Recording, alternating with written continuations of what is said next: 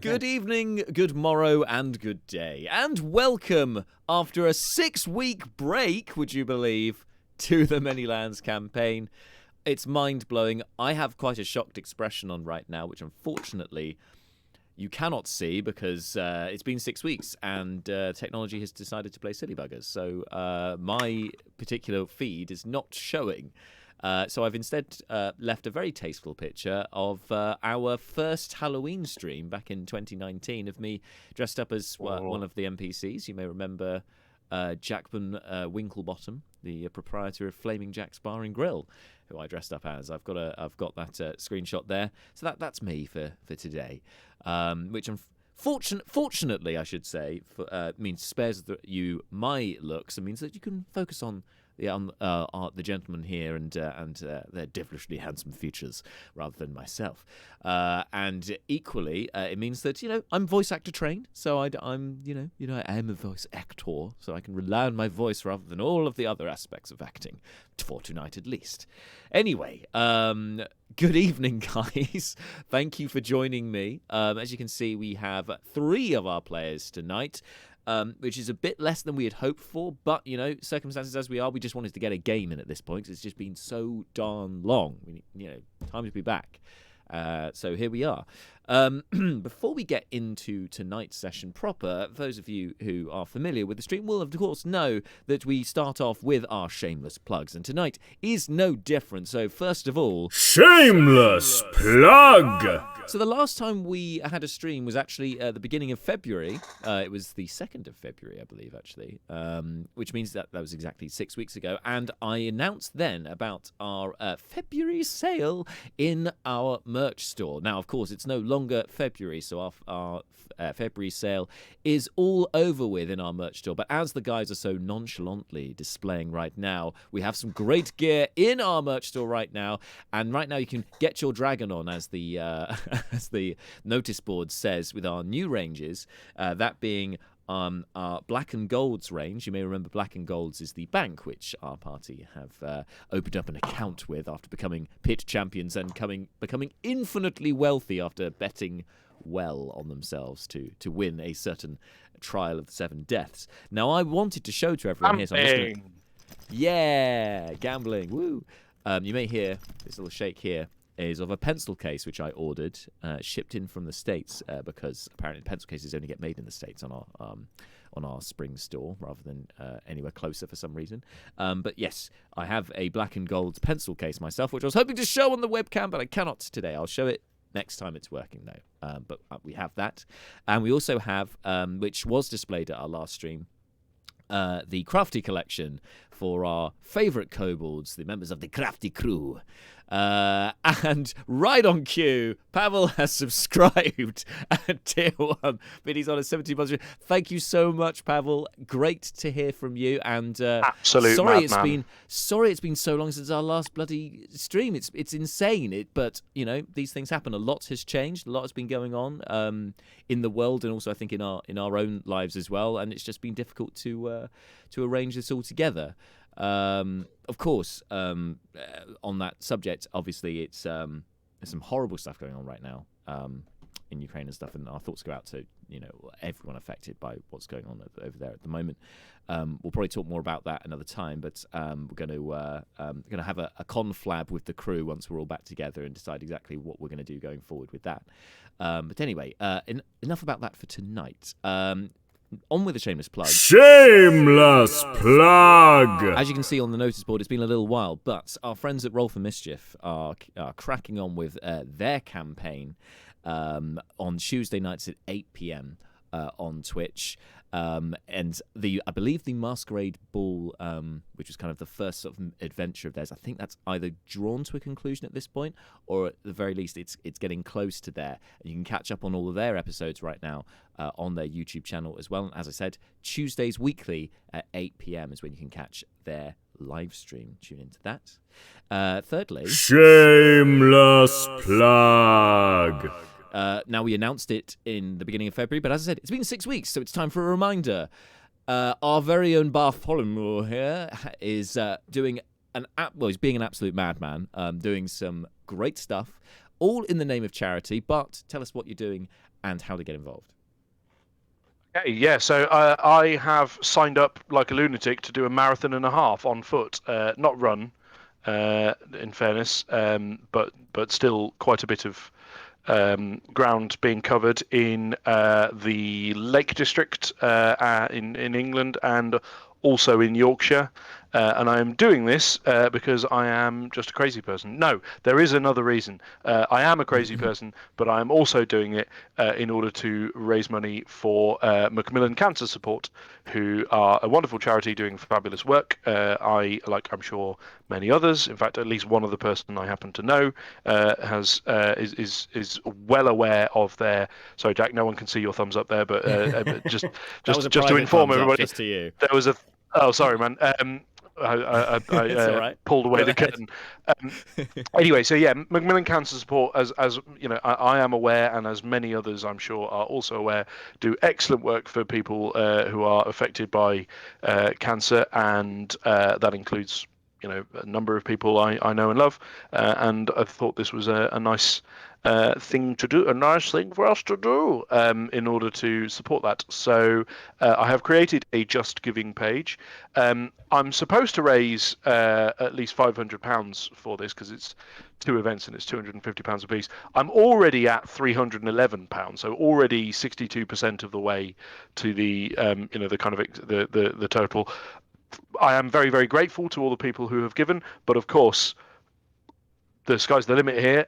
So, you know, any further donations that people are willing and able to give, much appreciated. And I believe that you can do this from our Twitch page, slice&dice. Jack has put a little thingy on there for donations.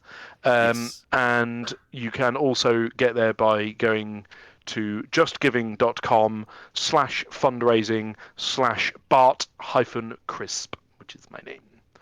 So yeah, anything anyone can give to spare would be very gratefully received. And thank you to everyone who's given already. Yes, thank you, Bart. And yes, as first-time chat from 3 kobolds in a coat. Thank you for. I should say, I'll get onto that in 1 second. Shameless plug. Has pointed out that it's from the viewer on Twitch on the about. Thank you to section. each of the kobolds. Yes, which is also very topical because, of course, one of our most recent sessions had 3 kobolds in a trench coat. So you know, it's seamless, the transition, and that does remind me. That prompts me because thank you, 3 kobolds in a trench coat for following us. Thank you to Roxy Johns for following us, and Roxy Johns is now subscribed at tier 1 as well. Oh, absolute madness, Roxy! Thank you so much. Roxy, for it's too much. No, don't stop. Carry on. More.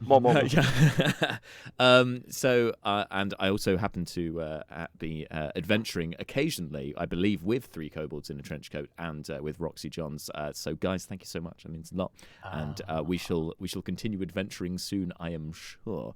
But the support is nonetheless appreciated, guys. Thank you so much. So, without any further ado, unless first of all. Yes, Pavel does now have a subscriber buddy. Yay! Yes, we love subscriber buddies. Now, players. I mean, obviously, Bart. We've already talked about your charity walk for Macmillan. Oh, sorry, marathons essentially. But do we have any other shameless plugs? Anything you guys want to mention before we jump into the stream? The floor is yours if you have anything. No. Totally fine if you don't. You don't normally, but just thought just in case. Okay, cool. Without any further ado then, let's jump in with tonight's session here in the Manylands campaign on Slice and Dice.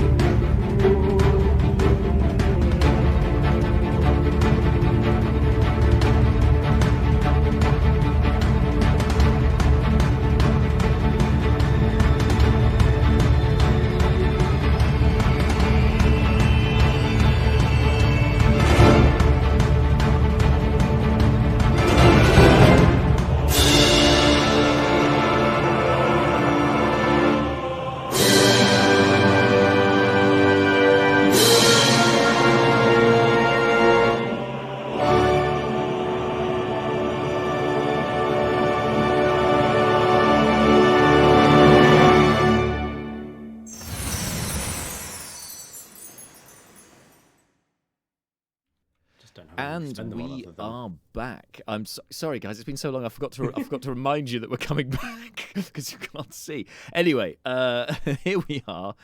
So last time in the Manylands campaign, back in February, although in game time it was earlier this very day, the party had been unknown to them, unbeknownst to the party, were being stalked by a particularly suspicious individual, her name being Dox, a dragonborn, who seems to have ties with the Enforcers, who are the group of secret police operating in Rachir, in Herthir in particular, and are investigating themselves into the assassination attempt against the king that happened the previous year. The same assassination attempts that the party has now been asked to look into.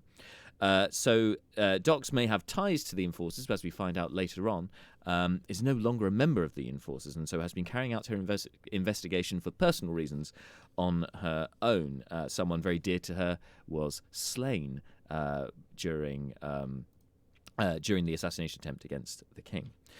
Anyway, so we then kind of have this awkward sort of out-of-body experience for the rest of the party where they're seeing through Dox's eyes what they had been up to in the session before, which was primarily beating up some kobolds that had, in fairness, were trying to mug them, or trying to mug Malar at the very least.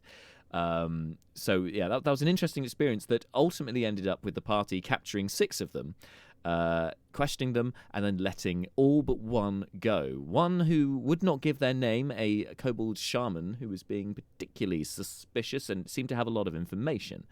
The party subdued this kobold with a swift punch to the chops, and took them back to their safe house, as it were, or not so safe house, but to their lodgings at Bronzalurgy in the bronze sector of the city.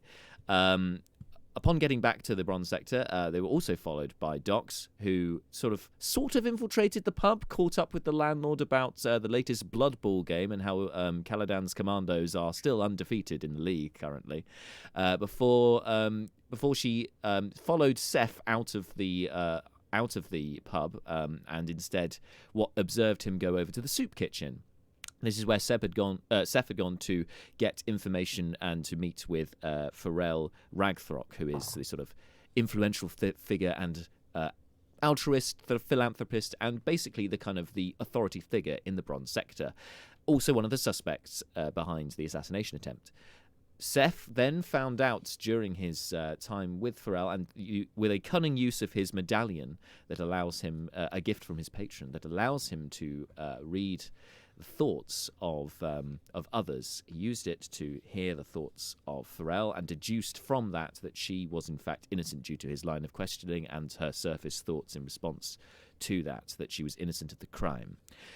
Speaking of investigating into the crime, Malar decided to consult the gods to see if he could get their help. As a cleric, that's a very natural thing to do, to look to the gods for guidance. He got a slightly cryptic answer from the god of truth, Ominak, known affectionately as Keith by some, and deduced that the party have met the assassin before. But that was as much information as they got. That doesn't narrow it down to anyone other than people they've already met, which basically is their entire list. And in fairness, their list is 6 influential figures plus the general of the Royal Guard. So that it's not a big list, but it's a list nonetheless. Some information for Malar. I would say 7 suspects is quite a lot. Actually, that's quite a lot to talk. There could be more, but yes, that is quite a few to look into. But now only 6, of course, because we've already eliminated 1. So that's great progress. Hopefully 2 by the end of today's session. Now, maybe, who knows? Once this was done, Brucon contacted the Enforcers. He contacted first Jip Gibraltar to find out a good safe house to store their kobold captive. It turned out that actually the best place to go there was a choice between either going to elsewhere in the Bronze Sector, where they were, or going to the Black Sector to Captain Terrick, and they decided that this was the one to go for. So upon doing so, they had to hatch a plan of how to get their kobold captive over to black sector without drawing too much attention to themselves. Bearing in mind this kobold captive is strapped to the quote bondage table, otherwise known as the magical graphite slate, which is primarily used by bounty hunters to subdue one target and strap them to the table, rendering them completely immobile and unable to speak, pretty much. So it was how to get this floating slate over to the black sector, to which Nerys, Brucon, and Leobrin decided that they would be the ones to take the slate and would just simply cover it with a cloth. And, it could be I think the line was that it was a gift for Captain Terrick, which Leobrin, as being a very muscly individual, was pretending to carry in his arms. En route, they were waylaid by very curious individuals, mostly kids and also other people who revered the pit champions, of course, and wanted to find out what they were up to. So Brucon put on what I've called a badass kung fu display to distract them. And that unfortunately meant that Brucon then got separated from the other two. Leobrin and Nerys carried on and got to the black sector and to Captain Terrick. However, before they got to Terrick, our friend Dox got to Terrick first, caught up with him, and also ascertained that Terrick was about to meet with them, but did not find out about the safe house. However, Dox had enough information for her investigation for now, and took her leave after hearing from Terrick and observing the approaching party, making her way back to the green sector. And who knows if we'll see her again. Jess, of course, isn't here this week, but perhaps we'll be here next time. And Dox can turn up at any point, of course, because when Jess isn't playing her, she's an NPC, so we'll see what happens. Anyway, so Leobrin and Nerys, through some tense persuasion and negotiation and encounters with guards, managed to get the slate over to the jail, and by this is where they found Terrick, who was in disguise as one of the guards, although of course he outranks the guards significantly, being a captain himself, and agrees with the pair of them to take them to the safe house along with their charge.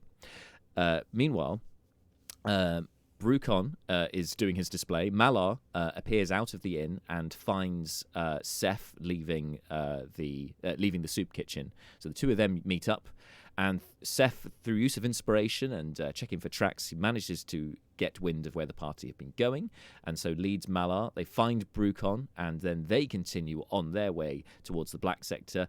Brucon then puts in a call to Terrick using the Comrock to find out their next course of action and where to locate him, to which Terrick has agreed that he will come find them if they just want to hang around near the jail, essentially, is what he said. And he'll come pick them up later. And that is where we're going to pick things up for today.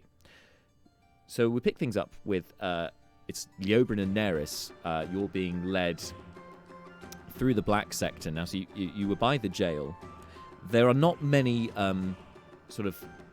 what I'd like to say are constant buildings. There are few sort of stone buildings in the black sector. It is mostly tents. That being said, however, Terrick seems to be leading you to one side of around the back of the jail, which is a rather large dome, sort of conical shaped building. And there are a few smaller, looks like newer builds, but they are certainly buildings nonetheless. He leads you to one. There are 3 or 4 of them. They all look fairly indiscriminate, this little cluster of buildings. But he leads you to one. Leobrin, you can make a perception check if you would like, to see just if you want to observe your surroundings more and figure out more about where you are. I mean, I'll take it because it's been offered. And we'll do terribly at it because I have no modifier. Oh no. That is a 5 on the die, plus 0 is 5.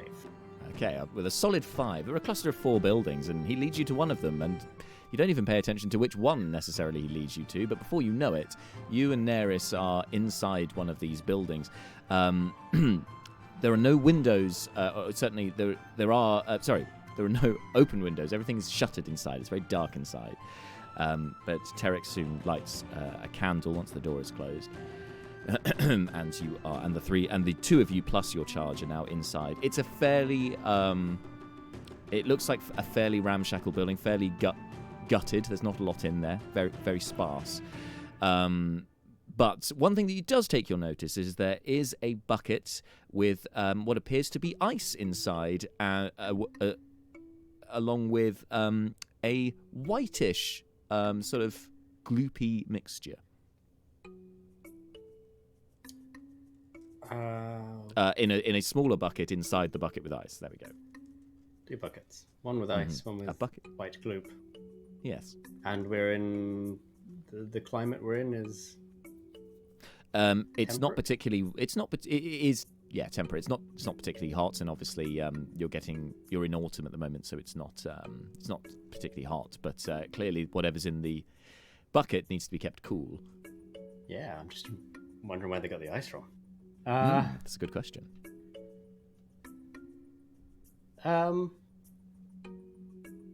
This is interesting. Where do you want to put this guy? Says Tarek. Is this the place for putting the guy? Yeah, it's a safe house. It's safe. Okay.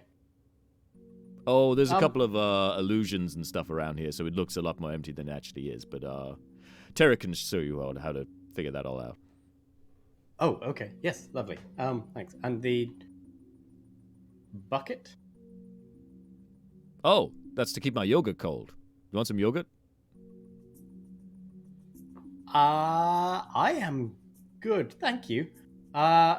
You keep your yogurt in the safe house. Well, it's Tarek's yeah. safe house, and Tarek has yogurt, so Tarek's got to do what Tarek's got to do. Is this a single room safe house, or is this a house safe house? It appears to be a single room safe house, but right. Currently, Tarek. Yeah. This is a single room. Oh no, it's not. It's part of the illusion. Hang on. And he goes over to a seemingly empty fireplace, and takes a candle as if from nowhere, like a candlestick.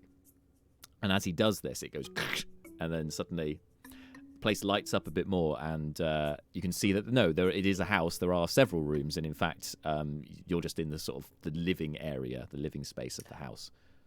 Right. Excellent. Yes. I was just wondering why a single room with a bucket, and the bucket was where you stored your yogurt, was a good place to keep someone for any length of time, and keep your yogurt as yogurt. Well, Tarek doesn't normally keep people here other than Tarek, but we can adapt the place to make it suit your purposes. No, now that there are multiple rooms, I believe you probably have enough facilities in the building to make sense for a safe house. Yeah, there's only like I mean, if you're looking for beds, there's probably there's only really 2 bedrooms, but you could put some bed rolls out in the living room or whatever. Are we planning on staying here, or I thought we were just dropping the kobold? I mean, you're not, as far as I know, but Tarek doesn't know that. Oh. Yeah, to be slightly meta about it, but it has, as Jack mentioned earlier, been a while. The intent here was to find somewhere comfortable, secure, and not known to the Royal Guard to stash this guy while we go meet the Moonrunners. Yeah, no, I just thought Tarek was aware of. No, Brucon. Brucon didn't go into agonising detail about what the point was. It was like we've got a suspect. We need to keep them somewhere safe and out of the way. What have you got for me? That was basically the extent of the conversation. And I'm back. Hey, right no, just for the prisoner. So I guess as long as this safe house is safe from sort of someone escaping, as well as keeping them under wraps, as it were. Oh, sure. Yeah, there shouldn't be a problem with that. There's windows are all boarded up. There's no other entry points other than the front door. So, yeah, it's not going to be easy to get out of here, unless he's got teleportation magic or something. Trying to remember if the kobold had teleportation. None that we. Yeah, none that we observed, but I would not assume that we've seen him cast every spell he knows how to cast. Okay. Or I think we did conclude that. Anyway, never mind. Well, as long as you've got at least one more bucket, I think the building will suit. Oh, there's a couple of bedpans and stuff. Excellent. Right. So is this guy a magic guy, or what is he? Honestly, it feels like it's been so long that I've forgotten. He's a Kobold Shaman. In fairness, he didn't even. He said he didn't have a name. There's not much. My note says old. He's old. Yeah, he is old. Yeah. Some magic going on. So, keep an eye on that. But Tarek doesn't really do magic, but maybe I can keep an eye. Tarek can keep an eye. Tarek can keep an eye for a little while before you guys come back here. Yeah, that sounds great. We just need to, yes. How long you want him held for? Just a couple of days. Huh. But, yeah. A day? 2 days? Sure. A day. A day sounds good. Okay. If it comes to it, you could always, if you got enough information from him, you or perhaps Tarek could take him over to the jail, or else present him to Nither Xerox. He's the guy I've been looking into. He, I believe he's on the list in the investigation. Yeah, that's what you guys are doing, right? There was a Xerox on the list. Well, yes. Nither Xerox is on the list. Yes. He's the Lord General of the Guard, and he's hell-bent on fighting back the Kobold Kingdom that supposedly is operating in the sewers. If you were to bring this individual to him, I'm sure that could get you in good sway with him and his goals, and maybe could lead you to get some more information from him, perhaps.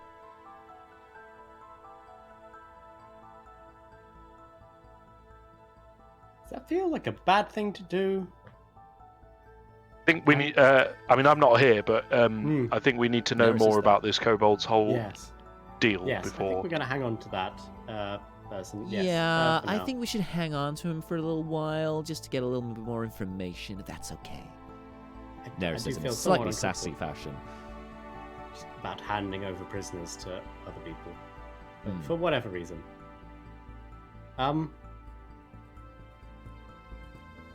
Cool. A CI, we could treat him as a. It's very common.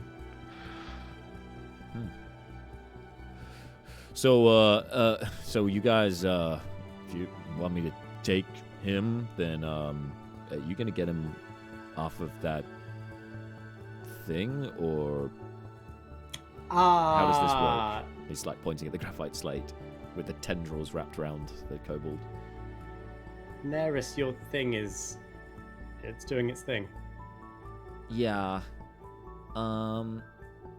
Should I give Tarek the? No, I don't like that. Fine. And then she just disapparates the graphite slate. The kobold falls down the couple of feet down to the ground. Lands on the ground. Conscious, but not in a good state. And just kind of slowly gets themselves up. Anyway, you're going to stay here. I'm pretty sure you heard everything that was just happening. Stay here. Yes. There's bedpans. Separately, there's yogurt. Tarek hasn't given him yogurt. Oh, okay. There's not yogurt. I assume there's other food.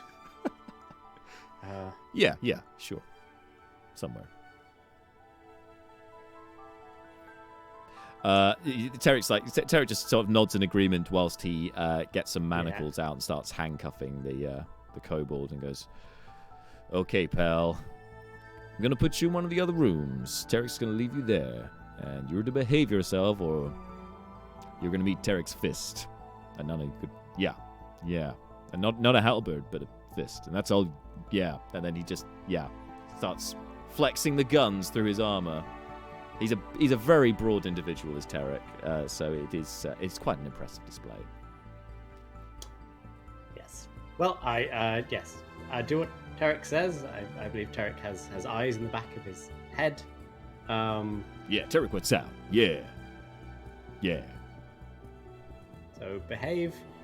I'm reasonably certain that Tarek does have other food than yogurt.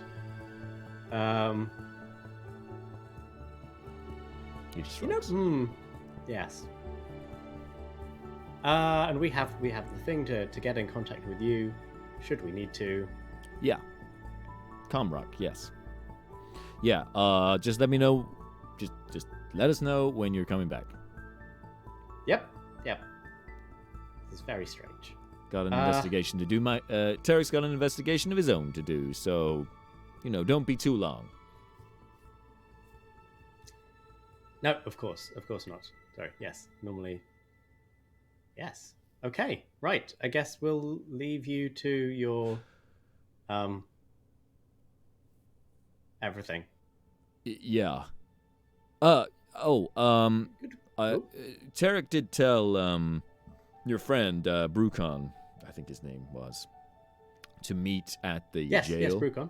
He said to meet at the jail. Maybe you guys could go there. Tarek will stay here with your prisoner. That sounds good. Yes, we'll go to meet Brucon. Go into the jail. We were originally going, and yes. Okay, good. All right. Take care now. Have fun with your magical safe house. Oh, Tarek's gonna have a lot of fun, and he then looks with intent at the kobold. A lot of fun. The kobold does not look happy about this arrangement, but it's slightly threatening. I'm going to pretend I didn't hear that, and I'm going to leave. Neris, I'm going. Yep, I'm gone. Go, let's go. Leo, why is it everyone we meet is really weird? Really weird. Is it a like a secret police thing? I don't. Well, maybe they're just really a big. dealt with. Yeah, dealt with real police. people. Yeah, maybe cut off from. I don't know. It's weird. I don't really want to think about it too much. Let's come on. Let's go. Yep. Very awkwardly, the two Fourth of you. wall, We walk fourth away. wall creaking with every new sentence in conversation. Meanwhile, Brucon, Malar, and Seth, you're making your way over to the jail, but you haven't been to the Black Sector before. It is not an easy path to get to. So either of you can make a survival check, but only one of you may make the check. Okay. Brucon's not super survival-y. I don't think anyone is proficient with it in the party, but you guys are both have wisdom, so could be alright for you. I can get advantage on this if I'm able to do something. I think that's a. Oh, I what get advantage on the this. spell? Keen smell. Enhance ability. Oh, I use my trunk. Ah, yes. Try and catch the scent. Yeah, do it. Yeah. Do it. I'd like to do that. Okay, who smells the most prominent in your group that you're trying to find? What's the most 14. pronounced odor? 14. There is a smell that is different from the regular dragonborn of Herthir, sort of, the general sort of cityscape smell. Faint, but enough for your elephantine senses to pick up on. Barely, but you got a little whiff of something. It's a little sweeter, you might say. Perhaps something arcane about it. Which you follow. You find yourselves picking your way through the Black Sector through various military-style tents. trying not to trip over the guy ropes and all the rest of it as you're trying to follow Malar's keen sense of smell. But you do eventually see one very prominent, very tall, as I said, cone-shaped building ahead of you. And you can see there's a rather grand bronze portcullis and 2 guards standing with halberds either side of the entrance. It would appear, by looking at this, with all of there are a few windows on the upper floors that are all barred. That it does have the even from your sort of passive insider investigation would dictate. But perhaps this is a sort of holding place, like a prison or a jail. This seems fitting for what you're looking for. Then sorry, so we weren't at the jail before. That was when we You're started. on your this... way to the jail. Gotcha. Yeah. Cool. Yep, fine. So anyway, yes, but now you can of course get to the jail. You get there. It's right there in front of you, so you don't need to make any checks or anything. You can just walk straight there. It's fine. And then you wait, and then I would say, maybe 10 minutes or half an hour later, the sun. To be clear, it was dusk when you were sort of approaching the jail. By the time that Leo and Neris get back to you, it is into nightfall, and it's looking like now would probably be the time that you guys want to make your way over to the green sector for your meeting, unless if you don't want to be late, that is. Cool. Let's do that. Let's head over. Yes, let's get her done. Good. So Now this was the meeting with the Moonrunners, was it not? Correct. Okay, cool.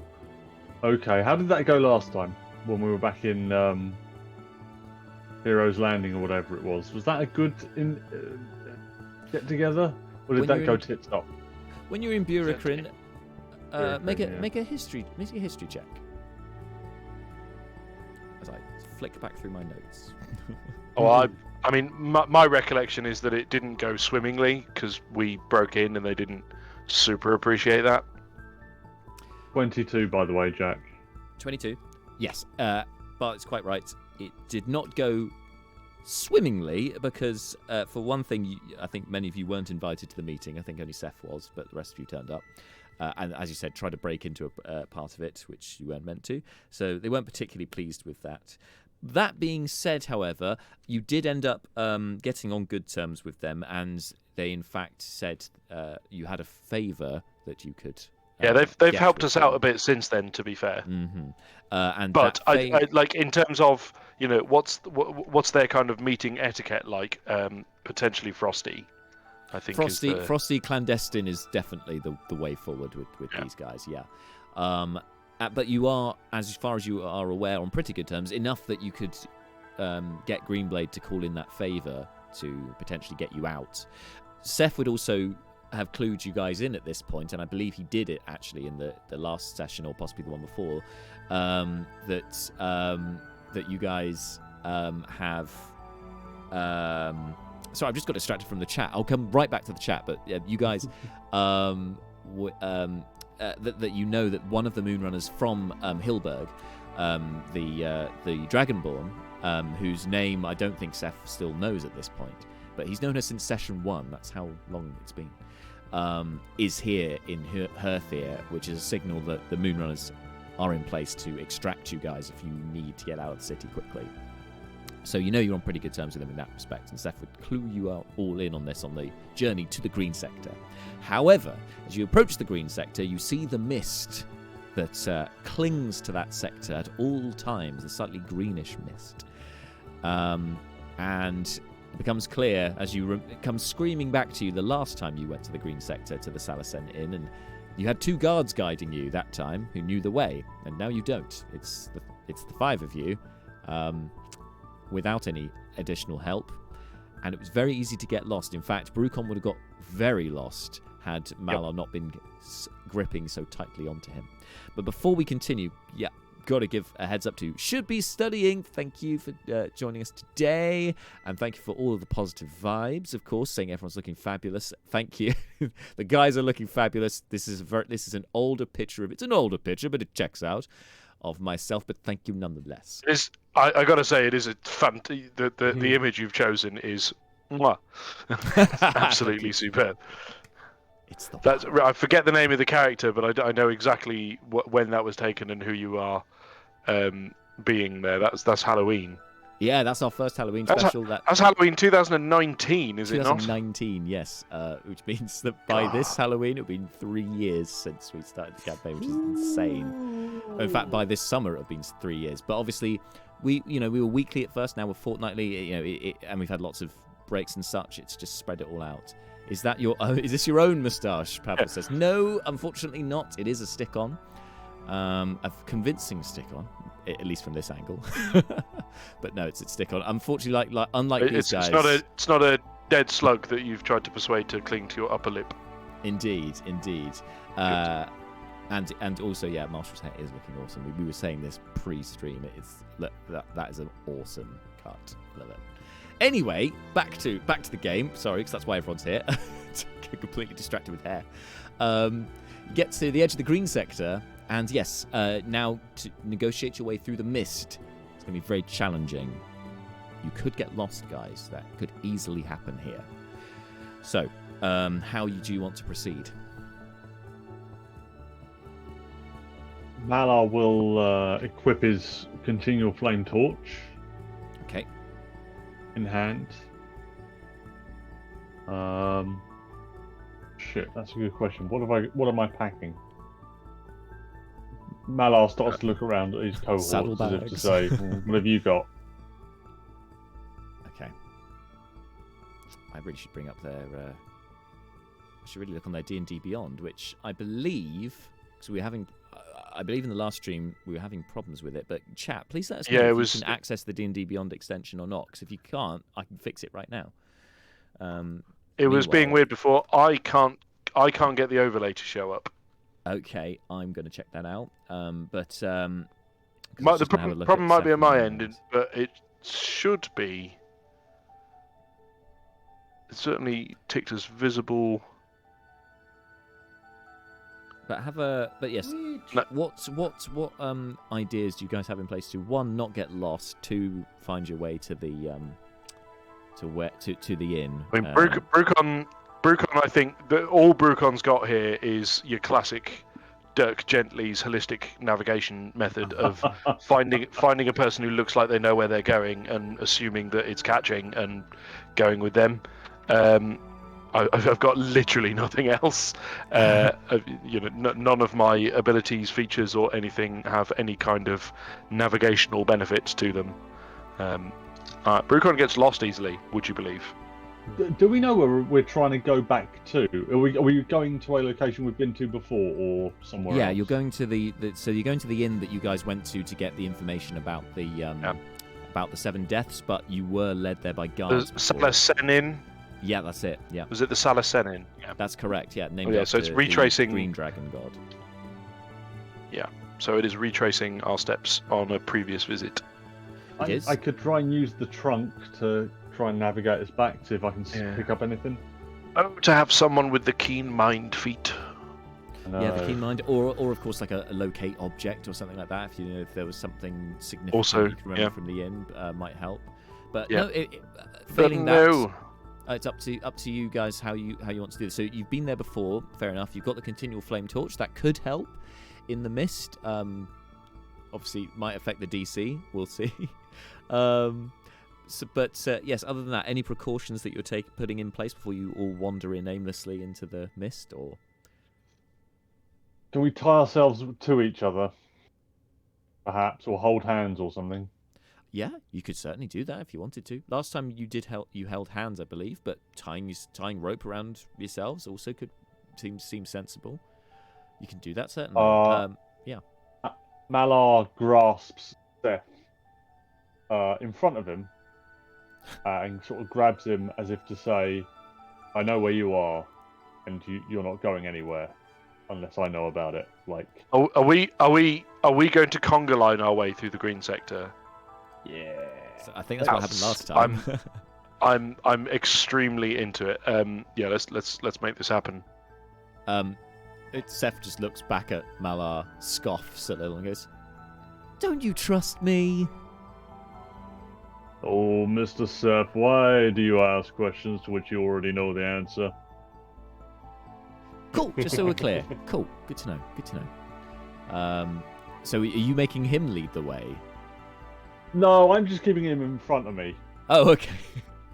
This is So who's- prime Sniff fucking off and doing his own thing territory, so... Fair enough. Who is leading the party through the mist, then? could you... Has anyone ever made a more compelling argument than Malar just has? Yeah. Again, Brucon, I mean, there is one thing I can think of for Brucon.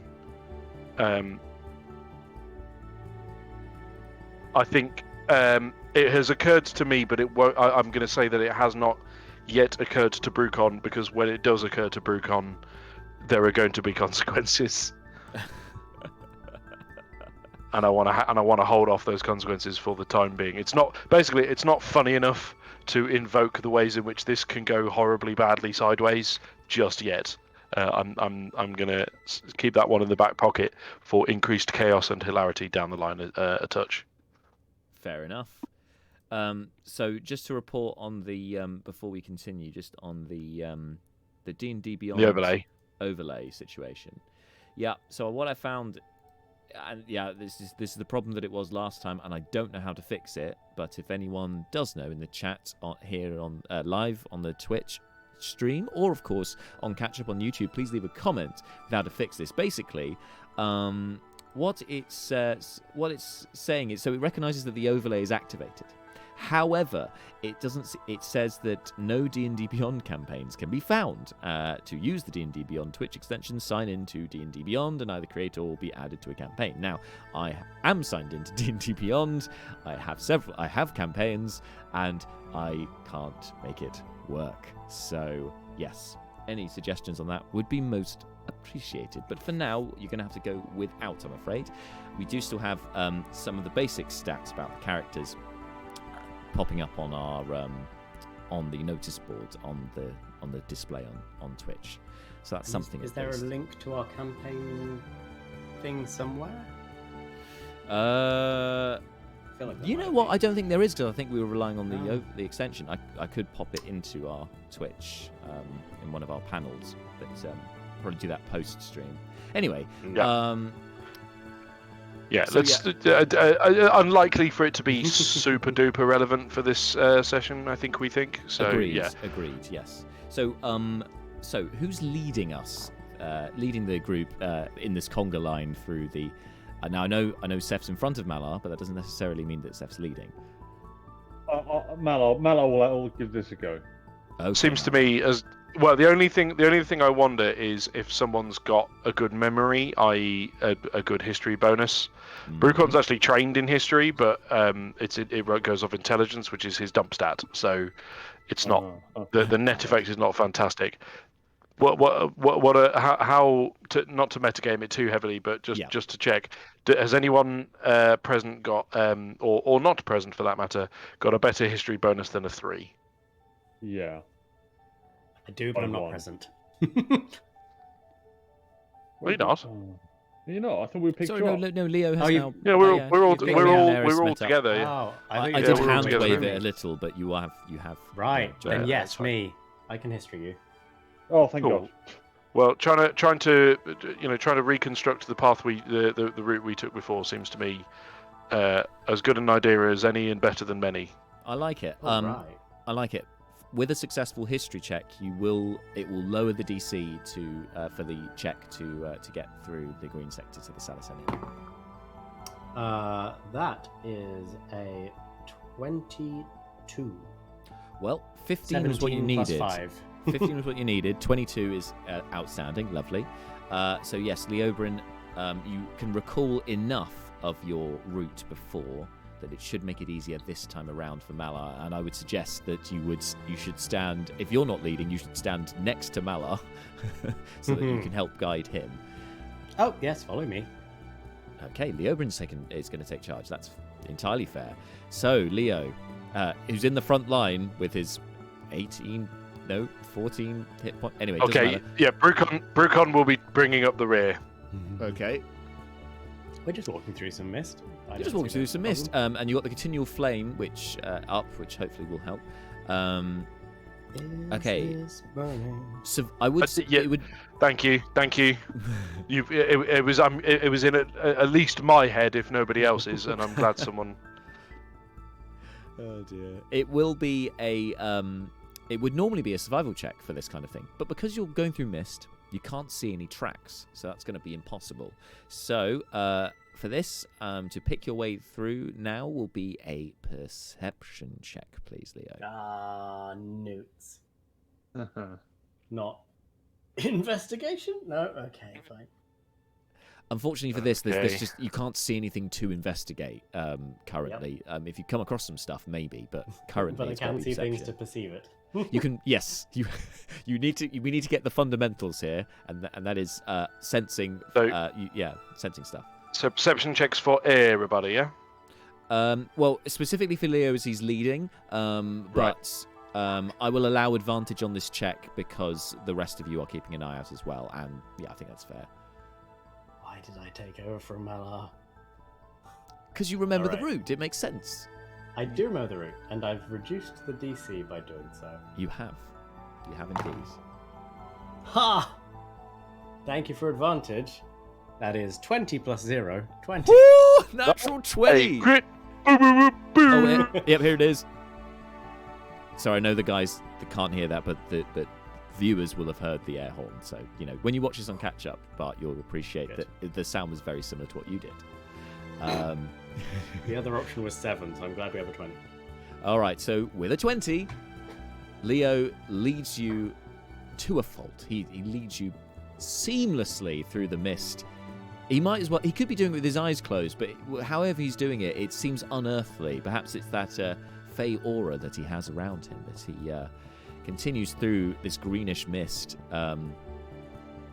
Feeling guided by some other hand. It's interesting. Perhaps it is Lady Aranth watching over Leo. Who knows? But anyway, within a matter of sort of 15 minutes or so, because it is slow going through the mist. You're not going to run headlong through it. You do find your way through to the inn. Sorry to interrupt, Jack, but Go ahead, I yeah. did just check. I don't know that your soundboard thing is working because I did not hear any air horns. No. Well, I heard it at my end. I am the only air horn. I mean, again, not a thing to worry about too much right here and right now, but something to follow up and check on 100%, subsequently. yes. 100%, because it could be. I think I know what happened. Yeah.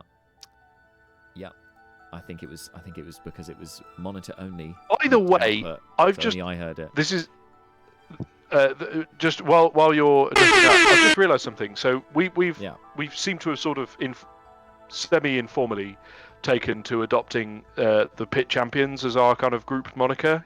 Yes. It abbreviates to the PCs. Hey! It's There we almost go. like I It's, I planned mean, it. that's I just typed it out and I went, wait a minute. So there we go. I think that's that decided. Sweet. Unfortunately, we'll I translate didn't less plan when we go to other countries. I'm going to claim Yeah. that I planned it, but I did not. And the PCs, I love it. And yet, you're quite right, though. Yes, when you go to other countries, they like Pit Champions. What does this mean? What Oh, bits? Where? The title we were given in Rachir. Oh, you're from Rachir. Are you spies? No. Oh. Anyway, We live in a we'll pit. cross that No. bridge when we get to it. Jack All right, just so has to give us a challenge every time we move to a new place. that's it. You need to get shortens down renown to in PC. every realm of the Manylands. That's the goal. So you guys get to the Salacen Inn. It's dark. It's misty outside. You swear as you on your travels here over those sort of 10-15 minutes.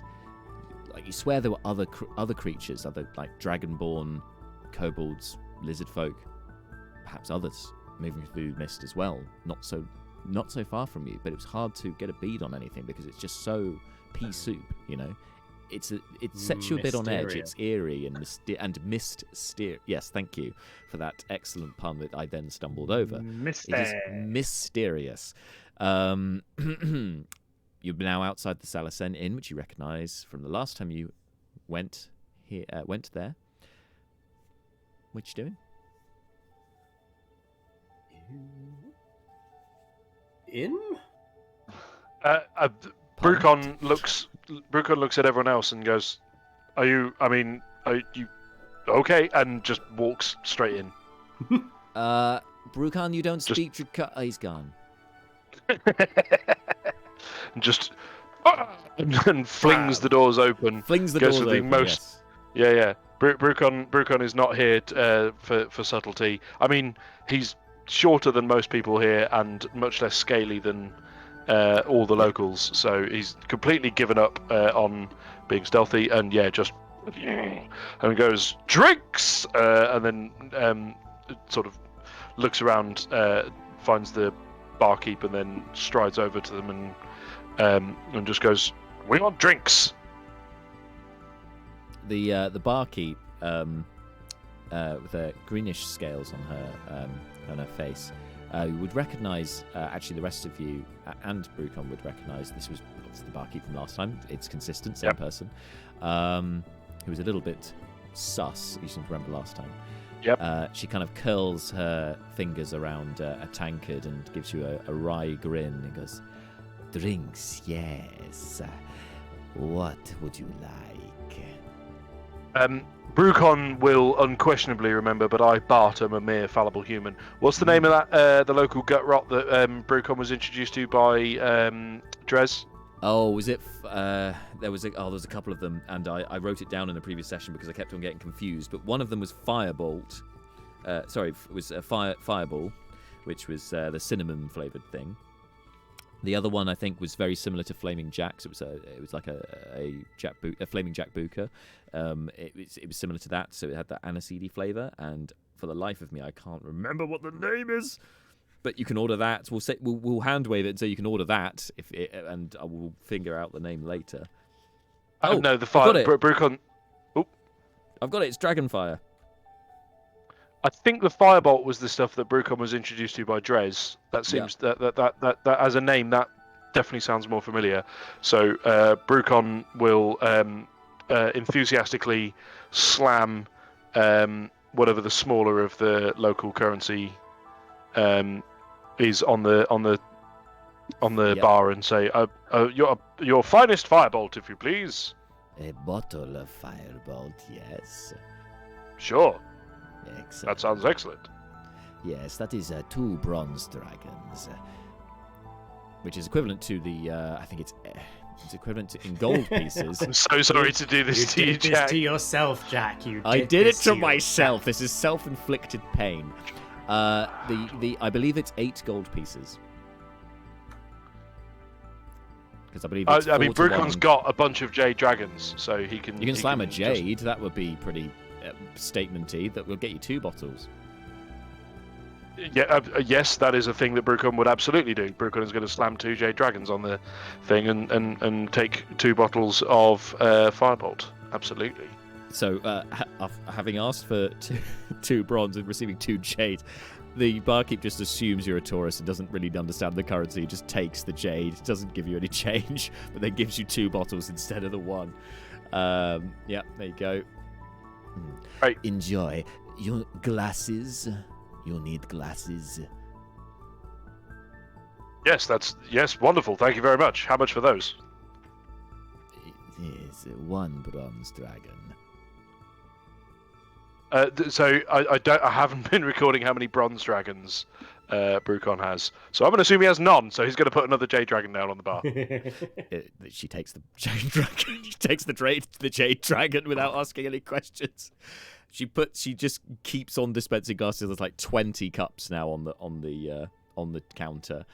And in Draconic, which Neris would understand, I think it's only Neris at this point would understand, she says, drinks for everyone. And you hear cheers from the rest of the patrons who all one by one go up and start grabbing glasses and patting Brucon on the head or the shoulder if they can reach it, and helping themselves to some of your Firebolt. This I think is what Brucon would consider an optimal outcome from this exchange, and he starts enthusiastically pouring himself measures and getting into the busy work. You do notice as you're pouring yourself and others are queuing up, so just crowding around you, like offering glasses in the hopes that you'll pour them a drink. You do notice one patron who is not partaking. They're just sitting at their table. They've got their hood up, and they are just looking into their tankard, and they don't seem to be paying any mind whatsoever. So they stand out in that respect. But that your attention is soon taken by one other Dragonborn who claps you on the shoulder and bends down to be sort of more head height with you, looks into your eyes and says, "Good evening. You are, I believe you are wanted in the back room." Just gives you a toothy grin. This is to Brucon that this person is addressing. Indeed. Yeah. Oh, by you or by somebody else? What could you say a little more, my friend, and have a drink while you're about it? She smiles at you. That's his toothy grin. Says, "Not here, but in the back room, with your friends too." Oh, jolly good. And Brucon turns to the rest of the group and says, "Well, there you have it. Seems like we're well on our way. Lead on, madam."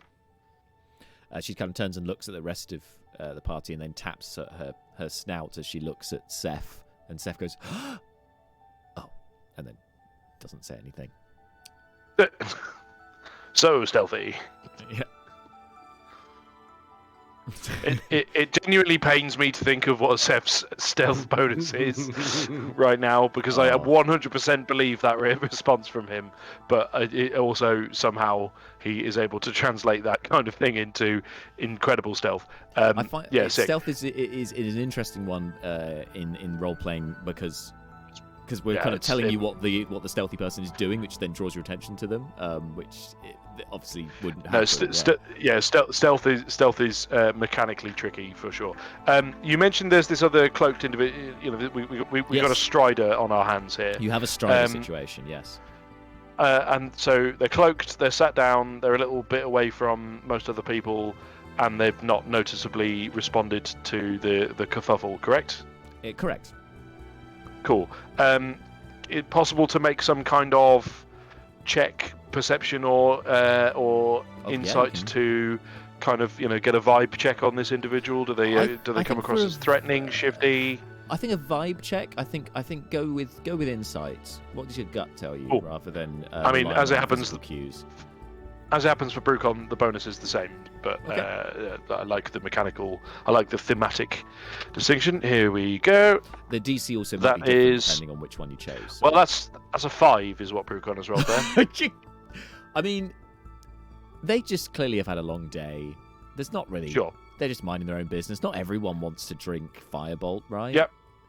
Yeah, of course. No, Brucon is definitely self-aware enough to know that not every single person put on this planet is going to find his whole shtick and amusing.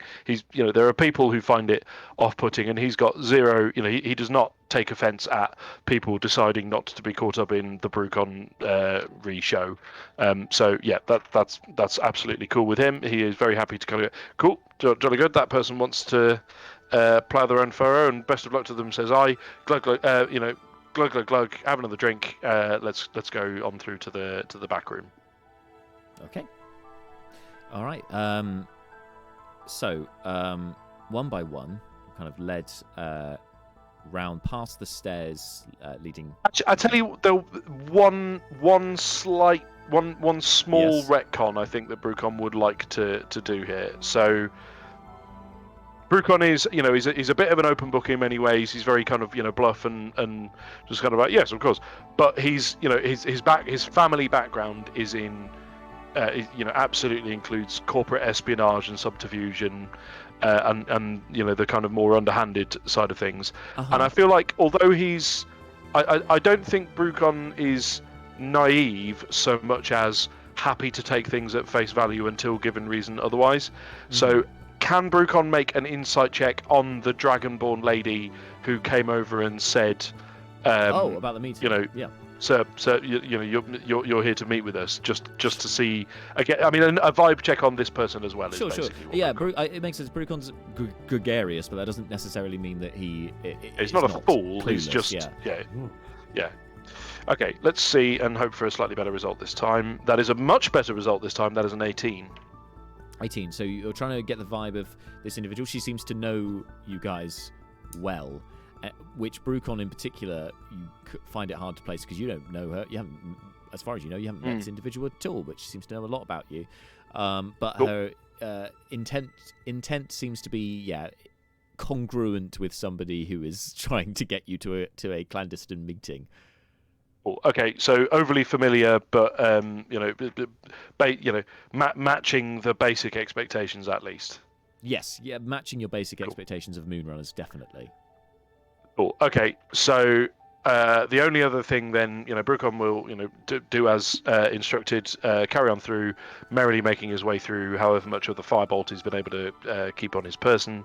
But I think in all of the kerfuffle as they are moving through, I think Brucon would try to make his way, to close to earshot of Seth, and grab his hand. I guess I would say elbow, but there's a bit of a height disparity here. But have a little tug and kind of say, I'm assuming this person is your contact, but I'm not certain. So perhaps a little. We keep on our guard a little, yes? Yeah, she's my contact, yeah. Yeah, it's fine. Oh, jolly good. Yeah, know her anywhere. Oh, don't know her name, but I know her anywhere. Right, okay. Fabulous. Right, yes. It looks like she's leading people one at a time, so hang on a minute. And she takes Neris first, who looks rather perturbed at first, looks towards the rest of you for reassurance, not reassurance like is this safe, reassurance of can I burn her or not. Not yet. The shrug from Leo, Neris just kind of gives a little bit of a grin and then looks to Malar and pouts and then goes on her way. Shortly, the person comes back. They look to Seth. Who says, "Oh no, I'll go last. By all means, guys, go ahead. I need to, feel out the room, scope out the place, make sure we're not being followed. I'm suspicious, but then I realise I'm not Malar, so fine, cool. Leo, you can go next then if you seem to Yes, be please. willing. Yes. Okay, Brucon has accidentally got sucked into some kind of that thing when people are quite merry and it's 100% possible to get caught up in a conversation even with people who do not speak the same language as you. I feel like Brucon, I think there's some kind of 5-finger fillet or some other kind of bar activity going on which Brucon has just naturally gravitated towards, and so he's kind of at risk of getting lost in all of that. Surprisingly, there is a table of dragon chess, which has a couple of older patrons playing, which I believe would take Brucon's interest. He likes games. Yep, absolutely. Yeah. So That's Brucon's going to kind of yeah. meander over to a point where he can observe and is kind of there drinking, watching the game unfold. Meanwhile, Leo, you are led. So you're led to the stairs leading up to the rooms for the inn, but instead you are led around the side to it to what appears to be a storage area. There are various barrels, boxes, and so on. You can see there's some flour and other foodstuffs stored around here. In addition, there are 2 guard drakes curled up. One of them appears to be asleep. The other one appears to be pretending to be asleep and has one eye open looking at you. But there are 2 doors. You see one door is under the stairs. The other is the opposite side to it. It is adjacent. Sorry, no, it's opposite it. And It has a guard drake curled up in front of it. The person guiding you, she kind of steps over the guard drake, knocks on the door 3 times. You hear a muttering in Draconic from within, and the door opens, and you are ushered inside. Okay, I step over the drake and enter. The drake just kind of looks at you, just what the head moves with you as you move, but doesn't react. Excuse me, sorry. You're lying quite across the whole thing, so it's a bit awkward. Don't mind me. Don't mind him. Just yes, for your protection. Don't worry. The guide reassures you. Okay, I didn't know whether the guide was talking to me or the drake at that point. Yes, sorry, that's why I had to come in with the narration. Sorry. The drake was talking to me. So the room inside, past the drake, bigger than it looked from the outside, wider, in fact, than it looks inside. In fact, it looks like it takes up a whole... You're not sure of physically how it takes up as much space as it does, considering the layout of the bar. It feels like it... Bigger on the inside. It feels TARDIS-like to you, yes, to use a anachronistic reference here. Yes, but there is a very large round table in the centre of this room with one very moody candelabra hanging above it. Sat around this table, you see a couple of individuals, a couple of Dragonborn, Neris, of course. There are 2 kobolds there as well. They all seem to be in a uniform-esque dress, dark robes, leather armor over the top, hooded, that sort of thing. Very much a typical sort of rogue type archetype. And there are plenty of chairs available for you to sit down in. So that one of the Dragonborn rises from his chair. He has a sort of an opened duster. He has more of a blue tint to his scales than the others in the room, and seems to be the leader of sorts, as he's kind of at the head of the table, and he gestures towards a chair for you to sit Didn't down. you say it was round? I hate to be this guy, Sorry. but did you not say it was a round yes, table? It's a round table, but he's at the head, as in he is at the opposite end to where Gotcha. you guys Yep. are. Cool. Yeah. He has the biggest chair. Yeah. He does have the Instead. biggest chair. He has a statement chair. So that it would indicate Table the is head of the very table. slightly But thank you for pulling egg-shaped. me up on that. Hey. As Giles I in the hate to chat. be Woo! I hate to be this guy. I hate to be this guy too much, but hey, Adam. Woo! Round tables. Indeed. Round tables. Heads of round tables. But no, it's worth. Stand in the corner of a round room.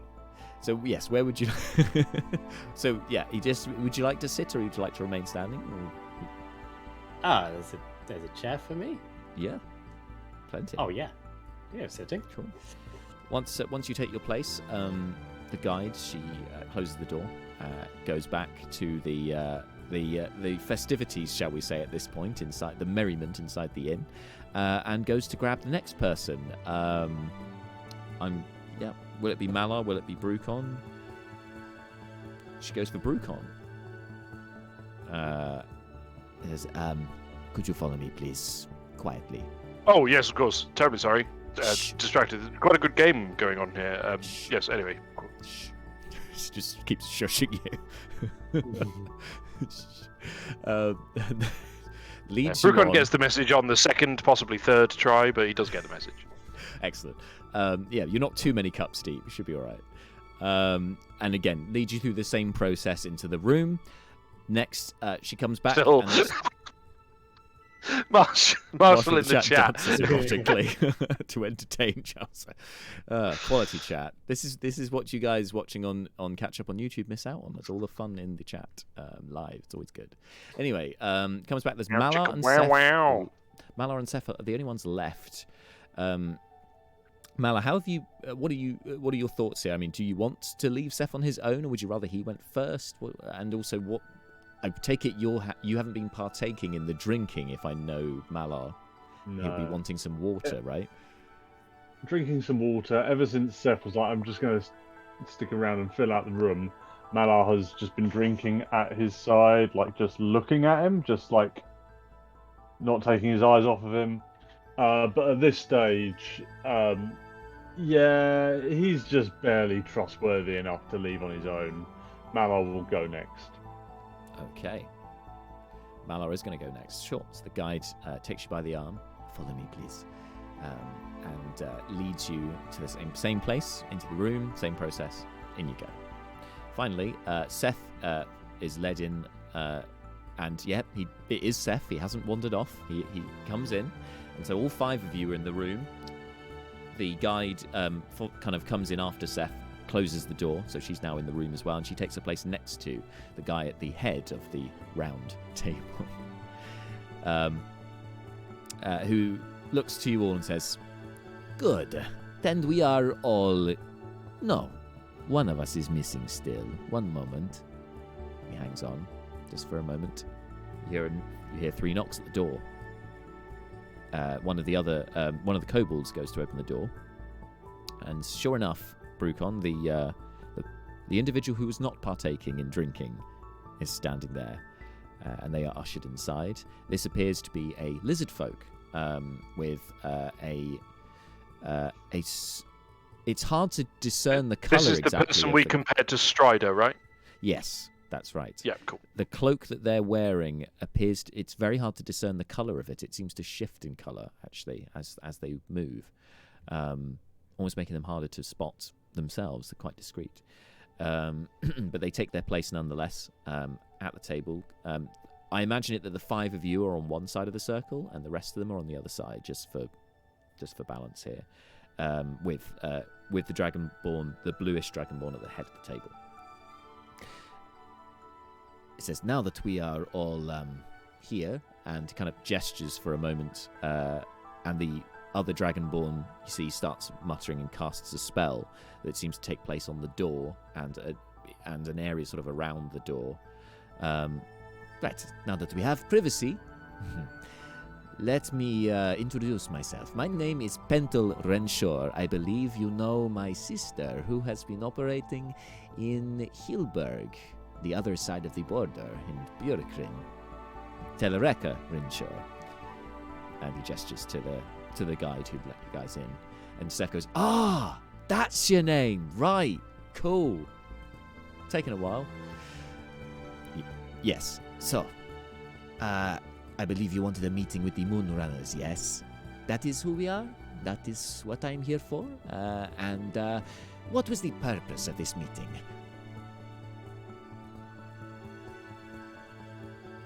Shit, what was the purpose of this meeting, fellas?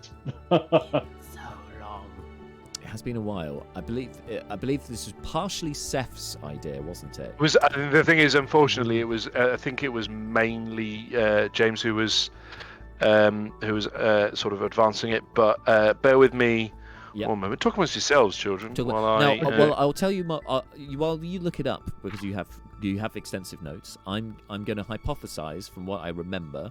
And I believe what it was that Seth, not only did you want to secure your route out, and so meeting with the Moonrunners just to make sure that's all sorted was one thing, but he also suggested that the Moonrunners may have more information, because, talking to these underworldy types might be helpful with your investigation, because, these are kind of areas that perhaps the enforcers wouldn't look into. Yeah, I mean, having gone back and looked, that tallies.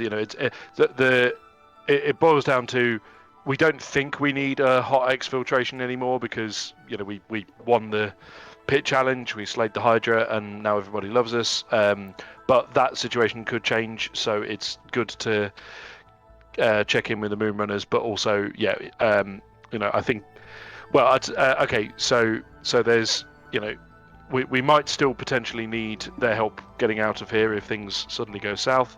We've been charged with investigating the assassination of King Zandak's family. But also, I have there is also this interesting kobold uprising situation that's emerged. So I think those are the three. It makes sense, I think, to start with the exfiltration thing. Yeah, I think Brucon will kind of, there's an awkward pause when they ask the question, and Brucon says, and he's waving the bottle as he does so. Still coherent, but definitely visibly merry. He says, "Well, really, I think we would say that there are three things that are worth discussing. One is that although we don't think it's likely that we're going to need to leave here in a hurry, it is entirely possible. We've been caught, although we've undergone the trial, and as you can see, survived and emerged triumphant. Yes. So we are. Yes. We are indeed the pit champions, and everybody loves us, which is pretty fantastic, I have to tell you. However, things might change. We seem to have been. Don't want to give away too much all at once, but we've become embroiled in local politics, as it turns out, and it's just possible. Yes, famously so. So one potential consequence of this is that we might suddenly need to, make a hot exit, as it were. So we would be interested to discuss with you how we might let you know that that was the case, and how we could make it happen as quickly and stealthily and bloodlessly as possible. Secondly, we would be interested to know anything you happen to know about the sort of local skullduggery, local plotting and planning and what have you. And thirdly, we've uncovered a rather interesting sort of wild card element only earlier today, in fact, and it would be interesting to know if you could add any perspective to it, particularly given the diversity of peoples that we have here in the room. He says Brucon, gesturing to the Dragonborn, Lizardfolk, and Kobolds. It seems that there's rather more going on in Richir than just the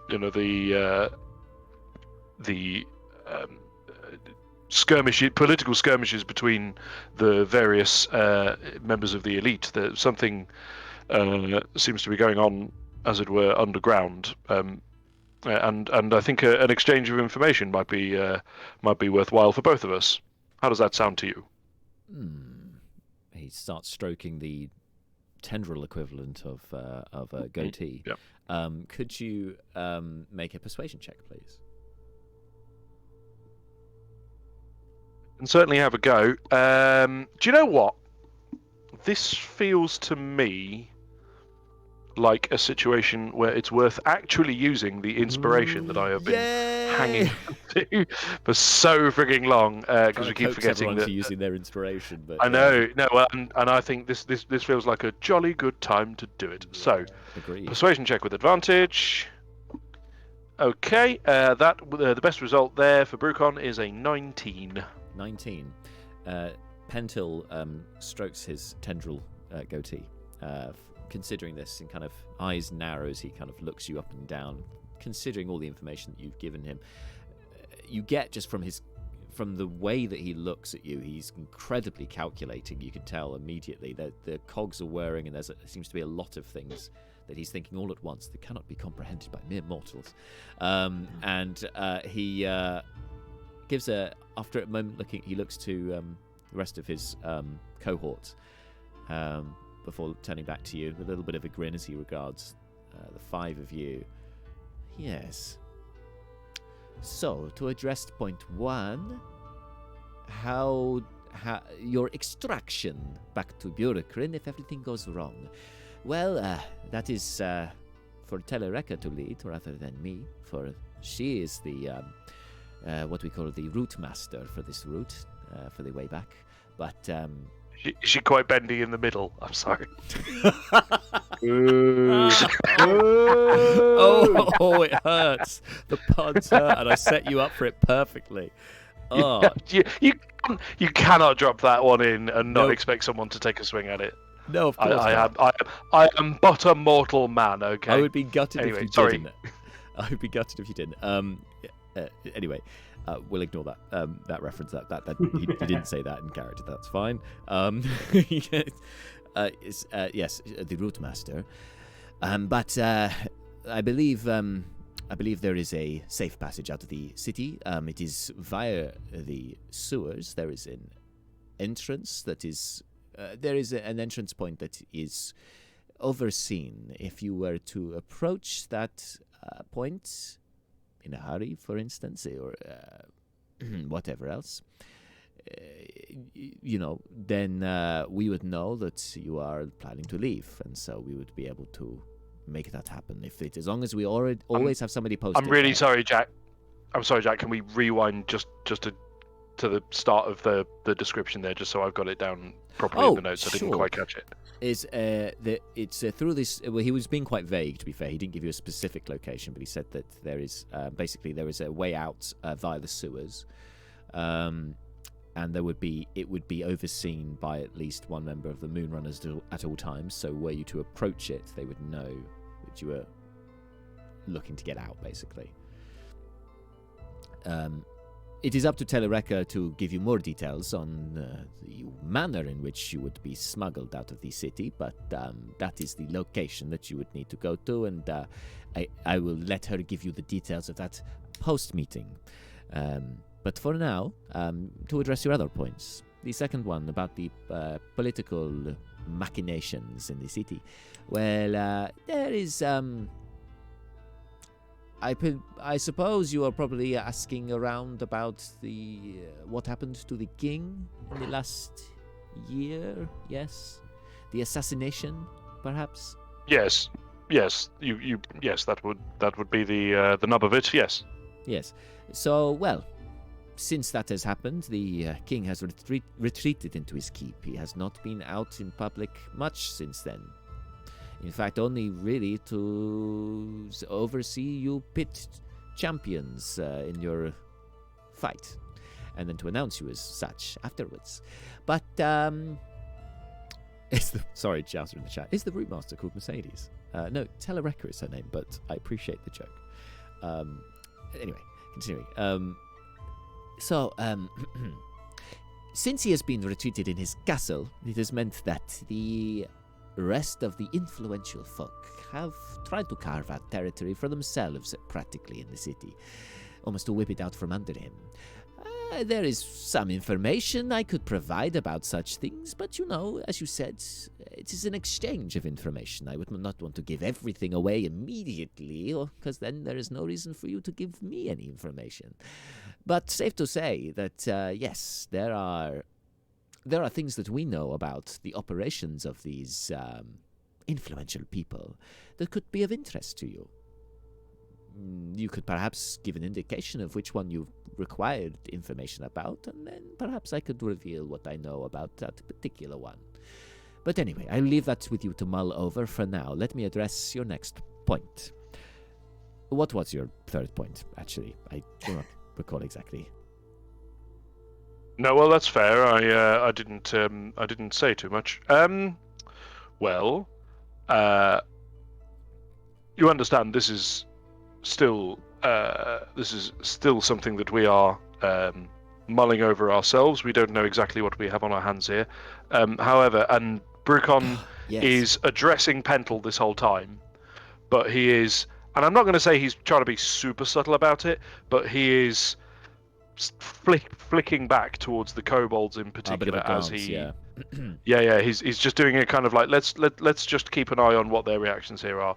Brucon says we had an intriguing encounter earlier today with members of a local street gang, I believe they're known as the Crafty Crew, and Brucon makes a particular point of flicking his eyes to the kobolds as he mentions the Crafty Crew. But he's not done speaking when he says that. He says, I have to say, charming young fellows though they undoubtedly were, they were not really up to snuff. So it wasn't a particularly significant inconvenience to deal with them. But we did, we received some indication that they were not merely accosting us because they saw us as an easy mark, but rather that somebody had directed them towards us, and that somebody was in Rachir but not of Rachir, if you sort of see what I mean. A sort of an insurgent group, as it were, and I certainly was curious to know if you knew of anything of this kind yourselves. As you finish speaking, the strider-like lizard folk looks to Pencil and starts muttering to them in Draconic, which at this point I don't think any of you can understand aside from Neris. And you see that Neris, it's just Neris, yeah. She openly frowns at this. She doesn't seem impressed by what is being said, but she remains silent. Pencil sort of acknowledges the information and then turns back to you. Ah, yes, you have a charge, don't you? A captive, a Kobold Shaman, I believe, of the Kobold Kingdom, yes? Well, yes, the crafty crew are street thieves, pickpockets, whatever you call them. But they have recently been working for this Kobold Kingdom, and he looks to the two kobolds who are also kind of whispering to each other, and they stop and then kind of nod to him. Yes, the Kobold Kingdom is an insurgent group, as you say, yes, and they are operating underground, and they have designs of themselves, but they have not been a serious threat for, well, since they formed, to be honest.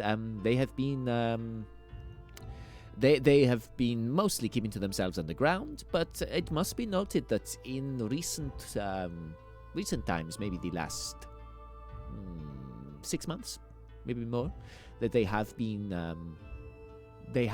which 6 months, that's the most of a year, because there's only 8 months in a year.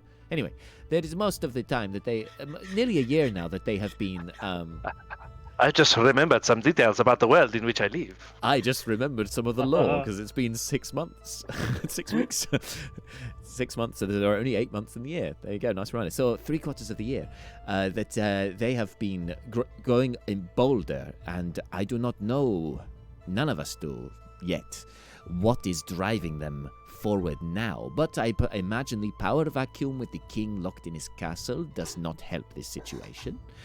But there is something. I have heard whisperings that they report to a deity of some kind, a many-eyed deity. Apparently is also in the sewers somewhere deep in the Kobold Kingdom, but obviously my spies here have not been able to get too far into there. When he says that, Brucon's head turns to look at Malar, and he says, that one's for you, old chum, I believe. Oh, Mr. Brucon, we are definitely on the same wavelength. Many-eyed deity, let me have a little think here. And Do you want to make a religion comes check? up and scratches him and does stuff. Religion, Religion, yes, sorry, I cut you please. off with a lovely bit of. I'm sorry, I cut you off with a lovely bit of description of scratching your head with your trunk. That was lovely. Sorry about that. I'll refrain. 11. 11. All right. You can't recall any many-eyed gods. To be fair, you're not au fait with the 7 anyway. The 7 dragon gods. You are. You're a cleric of the 8. You're familiar with the 8 true gods. None of these heathens that these guys have been talking about. This doesn't ring any bells to you. In fact, you go so far as to say that this doesn't sound of this terrene. You know, this sounds extraterrene. Yeah. It doesn't sound human. It sounds alien. Yeah, something here isn't quite adding up about the deity aspect. Yeah, definitely. Can I, while all of this conversation has been happening, like Malar has been quietly taking it in, but Yeah. also just trying to, can I just insight check these folks? Is there a hidden meaning here? Are they being on the level? Are they hiding something? Sure, And- go for it. And can Brucon get in on that action as well? I would say Brucon, because this is happening while you're speaking. Not yet. I'll let you do it later on, Oh, perhaps. yeah, sure, But no for worries. now, let's Malar can do it because he's keeping quiet. Yeah, go for it. While you're Fire away. negotiating. Ooh, insight. That's going to be 23. Ooh, Nice. lovely, lovely, lovely, lovely. With a 23, they're a clandestine organisation, the Moonrunners. So it would be uncharacteristic if they were telling you everything. But it seems that, this Pentel fellow, who seems to be the leader of this particular chapter of the Moonrunners, he seems to be fairly open with you guys. He's giving you the information. He's giving you enough information to satisfy, but you do get the sense that he does know more than he's initially letting on. He's giving you little pearls, but he's not giving you the whole course, as it were. Okay. That's it. I'll sort of nod back to Brucon. Nothing's coming to mind. This really is out of my forte. Now, why don't you ask me something a little bit about Almanac or Fester? Now, maybe later, Mr. Brucon, as you were. Telereca kind of perks up at this. Yeah, go ahead. I think there's a look of, all I'm going to say is there's a look of relief in Brucon's eyes when it becomes apparent that this is not going to turn into a Professor Malar lesson. Oh, thank goodness he's not going to give us another Jack. lecture about the 8. Telereca does perk up, though, on your mentioning of the 8. Malar, and she kind of nods to you and says, yes, of course. Though I find Elusia to be a lot more interesting in, illusions are something that interests me a bit more, shall we say. Yes. And when I was in the temple at Hilberg, obviously it is a temple of spark, of light, but the shadows are more where we take an interest. But of course, there has to be light for there to be shadows, does there not, Mr. Malar? Oh, you are fucking pulling at a thread I'm not sure you want to pull at. Oh, now, well, that's an interesting. Like the talk of Elusia, he starts to regard her in the same way he would regard Seth. Yep. But he unless somebody reins him in pretty quick, he's going to go off on an ecumenical discussion. Excellent. Shall we say? As you start this discussion, and you are free to start this, nobody impedes you, but Brucon, while this happens, you can make your insight check if you'd like. Let's see what we got here. We've got a 14. 14. Okay, so you don't get anything in addition to what I said to that's fair. Malar, but I wouldn't expect more for 14 in a conversation with a bunch of spies. No, but you do get. You do get that Telereca does seem to know quite a bit about the 8, like more than you would expect somebody of her ilk to know. But yeah, other than that. Yeah, to an extent anyway. Cool. Okay. All right. So Brucon sort of sits. After that exchange, there's a kind of a moment of a, oh god, we dodged the lecture. Thank the 8. And then Brucon sort of turns back to Pentel and says, well, you're absolutely correct. We do indeed have a possible source of information, a pretty reluctant one, but we'll see if we can sweeten the pot for him a little and learn a little more about this Kobold Kingdom. But that's certainly intriguing. To return to the second issue with the political intrigue, we are making investigations ourselves at the moment. I think for the time being, I wouldn't want to impose too much on you. You understand, as do I. Information is currency. We are not blessed with an overabundance of that currency right now, and I think it would make the most sense for us to do a little more digging ourselves, and then see if we can verify our information with what you have, if that would be agreeable. Of course, yes. Though, one thing I can give you for free. Oh, yes. I'm always interested in free things. We are in the green sector. You know that the authority figure in the green sector is the... Ryam Imbixtel, yes. Ryam Imbixtel, the information head of the Dragon Council. And of Yes. course, a patron of ours as well, for she carries more information than the rest of us combined. If you were to get on good terms with Raim, there is much you could learn. But I would also be wary that if you are investigating into Raim, that she may not be best pleased with you for that. So tread carefully is what I would say. Well, I mean, that makes a huge degree of sense, just in general. But good to know, and I appreciate the free gratis advice. That's very jolly good of you to provide it. I do have, I suppose, one other question for you on this. Do you happen to know what's the word, the scuttlebutt, if you will, on Caladan Lambold? He kind of looks questioningly to the others when you say scuttlebutt. Scuttlebutt, what is? But the rest of them don't Rumours. speak as much Rumours, common general- as you do. Rumours, right, yes. Of Caladan Lambold. Now you are getting somewhere, Brucon. Yes. Sorry, I know your names already. I do apologize. I did not make that clear. Yes, Brucon. So We're local celebrities. So you don't have to apologise for knowing who we are. You might have to apologise for not knowing who we are, but happily that doesn't appear to be an issue. Anyway, Huh. please continue. It's Yes, I nice can to come see. into a pub where everyone knows your name. sometimes you want to go where everyone knows your name. I appreciate this. It is why many of us always frequent this particular inn. Also because of its discreet location. Brucon raises a silent glass and takes a drink. I'm not. Classic. Clap. Fourth wall. All right. Anyway. Poor fourth wall. Poor fourth was taking a beating. Caladan Lambold. Yes. The self-proclaimed richest dragon in the kingdom. Yes. Dragonborn, obviously. Though he can be a dragon of sorts, if you take my meaning. But, yes. He has fingers in many pies. And this is where your persuasion roll from earlier comes in handy, I would say. You get more information from him than you otherwise would on this. Yes, he is, he has a lot of people under his thumb and in his pocket. Because, as you may appreciate, given your newfound gains, others are not as fortunate as you. That casino gets a lot of income, and a lot of people lose. A lot of people lose more than they can afford.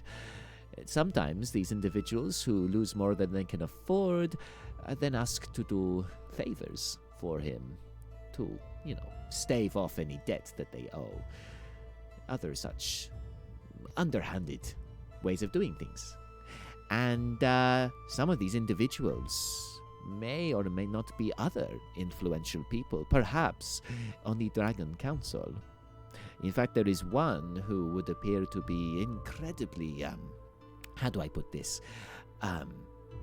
Incredibly independently wealthy, splashing their cash wherever they go, wearing the latest fashions, talking of yachts that they are going to take on their maiden voyage very soon, who is also in the pocket of Caladan Lambold, owes them a great deal of money. So, do with that what you will. Brucon nods and says, "Some of that I had suspected, but it is certainly helpful to have it confirmed, and the specifics in particular are most welcome." Brucon sort of nods deeply and ceremonially does.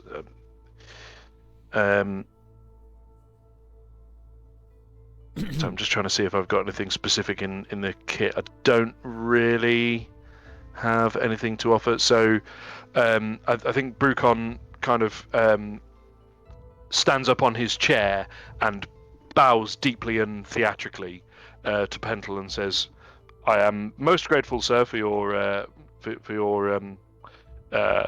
disclosure, for your assistance, and I look forward to meeting and doing business with you again in the future."